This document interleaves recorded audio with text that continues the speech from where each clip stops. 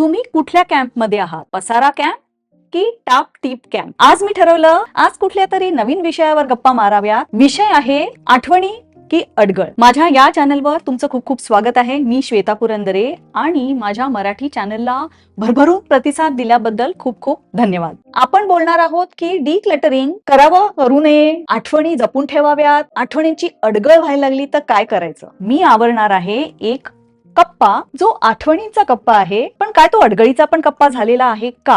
मी स्वतः मला टापटीप खूप पसंत आहे आणि बरेचदा असं होतं जोडप्यांमध्ये एक असतं टापटीप पसंत आणि दुसरं असतं अगदी पसारा पसारा करून ठेवणारा माणूस. जर दोघही पसारा करणारे असले तर काही बघायला नको, पण जर का विरोधाभास असेल टापटीप वर्सेस पसारा तर खूप क्लॅशेस होत असतात, हो की नाही? आणि मी हायली ऑर्गनाइज असते.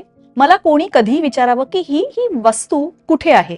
बरेचदा माझा नवरा मला म्हणतो अगं मला हे सापडत नाहीये, फोन येतो आणि हे कुठे जरा सांग. तर मी सांगते या कपाटात समोर डावीकडचा जो वॉर्डरोबचा कप्पा आहे तिथला दुसरा ड्रॉवर मध्ये ही वस्तू तुला नक्की सापडेल. या विरुद्ध माझा नवरा आहे, एखादी गोष्ट विसरून गेला आणि त्याने सांगितलं अगं माझ्या टेबलवर जरा ही वस्तू आहे का जरा सांगशील का. मी असं नुसतं टेबल बघते, हा एवढा मोठा पसारा असतो त्याच्यावर आणि काही काही मिळत नाही. माझा मुलगा पण लहान असताना म्हणायचा आई माझ्या टेबलवर तुला पसारा दिसतो पण माझ्या दृष्टीने तो ऑर्गनाइज्ड पसारा आहे आणि मला बरोबर माहिती असतं कुठली वस्तू कुठे आहे. तर असो प्रत्येकाचे स्वभाव असतात. तर आज आपण बोलणार आहोत डिक्लटरिंग या विषयावर, अडगळीबद्दल आपण बोलणार आहोत. आणि अडगळ म्हणावी ना तर आपण दिवाळी आली, गणपती आली की आपण काय करतो, घराची थरो डीप क्लिनिंग करतो, स्वच्छता करतो, जळमट काढतो, पंखे पुसतो, पण आपण अडगळ साफ करायच्या भानगडीत सहसा पडत नाही, कारण ही गोष्ट होत नाही आपल्याच्याने. आणि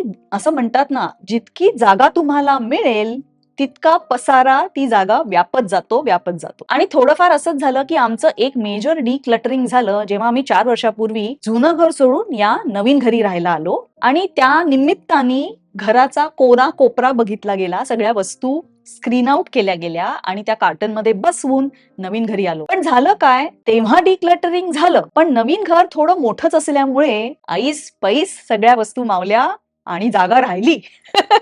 शिवाय एवढी जागा राहिल्यामुळे हळूहळू हळूहळू त्या जागेतही पसारा वाढायला लागला. तर सांगायचा मुद्दा काय, तर हा जो सीडीजचा कप्पा आहे तो मी जो 4 वर्षापूर्वी हा भरला त्याच्यानंतर 4 वर्षात मी त्याच्याकडे पाहिले देखील नाहीये. आणि मग मी विचार केला की हा एक कप्पा, आठवणीचा कप्पा उघडावा, तुमच्याशी गप्पा माराव्यात आणि याचं भवितव्य काय आहे हे ठरवावं. डिक्लटरिंग करताना असं म्हणतात की तुम्हाला 3 प्रकारचे विभाग करायचे असतात. एक म्हणजे ज्या गोष्टी तुम्हाला ठेवायच्याच आहेत त्या, दुसरं म्हणजे ज्या गोष्टी तुम्ही डोनेट करू शकता त्या, आणि तिसरं म्हणजे ते तुम्हाला फेकून द्यायचंय, डिस्कार्ड करायचंय, डिस्पोज ऑफ करायचंय.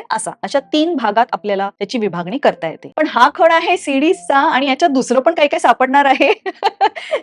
मी खरंच हा खण बघितलेला नाहीये 4 वर्षात आणि आज मी तुमच्या समोर ह्याच्यात काय काय आहे ते मी तुमच्याबरोबर शेअर करणार आहे. तर सगळ्यात पहिले लक्षात घ्यायचंय म्हणजे या आठवणी आहेत ना, या फिजिकल गोष्टींमध्ये आपल्याला त्याचा एक नॉस्टॅल्जिया येतो. ती गोष्ट बघून आपल्याला जुन्या आठवणी जरूर येतात, पण आठवणी ह्या वस्तूमध्ये नाहीयेत, आठवणी ह्या आपल्या मनात आहेत. हे सगळ्यात बॉटम लाईन ठरवायची गरज आहे. आणि डिक्लटरिंगचे बेनिफिट काय आहेत, 5 बेनिफिट मी तुम्हाला सांगणार आहे.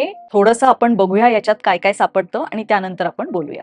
डिक्लटरिंगचा पहिला नियम हा आहे की तुम्ही एक काळ ठरवा की जी गोष्ट मी 5 वर्षात पाहिली नाही, 4 वर्षात पाहिली नाही, 3 वर्षात पाहिली नाही, मी तर म्हणते 2 वर्षाचीच लिमिट ठेवा. जर 2 वर्षात तुम्ही एखाद्या गोष्टीला पाहिलं सुद्धा नाहीये तर ती गोष्ट तुम्हाला ठेवायला पाहिजे तेव्हा ती पर्ज करत राहा आणि जास्त स्पेस बनवत राहा, डिक्लटर करा, अडगळ काढून टाका. तर सीडीच्या खणात मला मिळाला विजिटिंग कार्डचा हा गठ्ठा आणि माझ्या मते मी हा डिस्कार्ड करणार आहे. डिस्कार्ड करण्याच्या सेक्शन मध्ये हा विजिटिंग कार्डचा गठ्ठा जातो. अशाच प्रकारे हा छोटासा छानसा क्यूटचा बॉक्स आहे आणि यामध्ये सुद्धा विजिटिंग कार्ड आहेत आणि यातलं माझं एक विजिटिंग कार्ड आहे मी ठेवलेलं, की पूर्वी मी जेव्हा एका संस्थेत होते त्यावेळेच आहे. हे ऍज अ मेमरी 2-3 कार्ड याच्यातली ठेवायला काही हरकत नाहीये. काय वाटतं? थोडा इमोशनल अटॅचमेंट असलेल्या गोष्टी आहेत ना त्या थोड्या ठेवाव्यात. सगळ्याच टाकून देण्यात काय उपयोग नाहीये, एवढं प्रॅक्टिकल पण नसावं. पण खाली एक मोठा गठ्ठा आहे तो मला डिस्कार्ड जरूर करायचा आहे.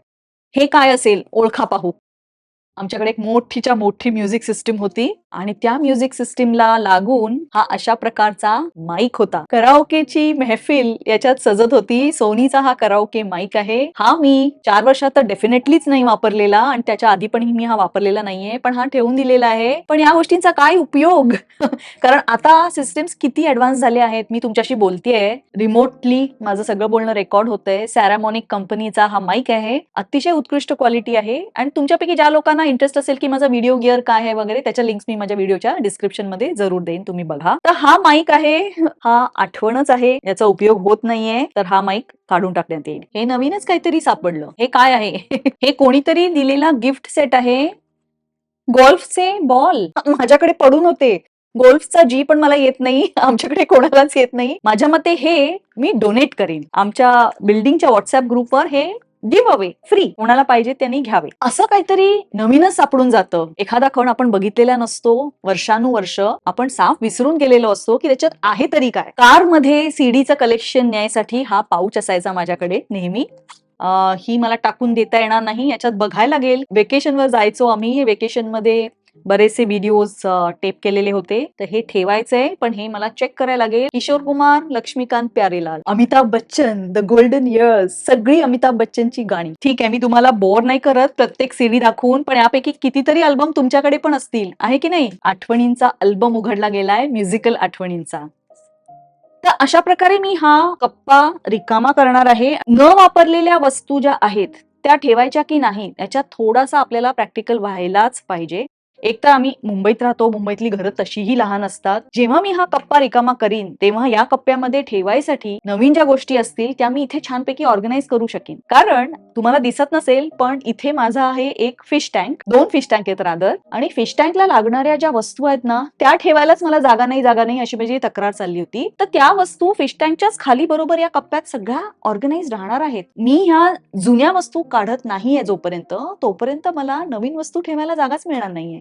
खरं आहे की नाही? काही लोक जी असतात ना, त्यांना होर्डिंगची सवय असते. होर्डिंग म्हणजे जे मिळेल ते हातात असतं ते सगळं ते ठेवतात. अगदी म्हणजे प्रवास केला तर बसचं तिकीटही त्यांच्याकडे असतं आणि अशी अनेक बसची तिकीटं त्यांनी साचवून ठेवलेली असतात. पेट्रोल पंपवर गेले, पेट्रोल भरल्याची बिलं पडलेली असतात. जुनी जुनी इलेक्ट्रिसिटीची बिलं पडलेली असतात आणि ती काढलीच जात नाही, पर्जच केली जात नाही. तर अशा प्रकारे होर्डिंग, तर माझा स्वभाव नाहीये होर्डिंगचा, पण तरी सुद्धा डिस्पाइट दॅट हे अशा प्रकारे काही सापडतं आपल्याला की हो, हा खण जो आहे, जो मी 4 वर्षात उघडला नाहीये शिफ्ट झाल्यानंतर, तो मला रिकामा करायलाच पाहिजे. तर नियम नंबर 1 तर मी तुम्हाला सांगितलाच की जर 2 वर्षात तुम्ही ती वस्तू वापरली नसेल तर तुम्ही त्याच्याकडे एक कणखरपणे बघा की ती वस्तू तुम्हाला ठेवायची आहे का, त्या वस्तूचा उपयोग होणार आहे का. आणि अशा प्रकारे जे ओल्ड इलेक्ट्रॉनिक आयटम्स असतात आपल्याकडे, सीडी प्लेअर पडलेला आहे, सीडीज पडलेल्या आहेत, जुने कॅमेरा पडलेले आहे, तर टेक्नॉलॉजी इव्हॉल्व्ह झाल्यानंतर त्या गोष्टींचा खरं काहीही उपयोग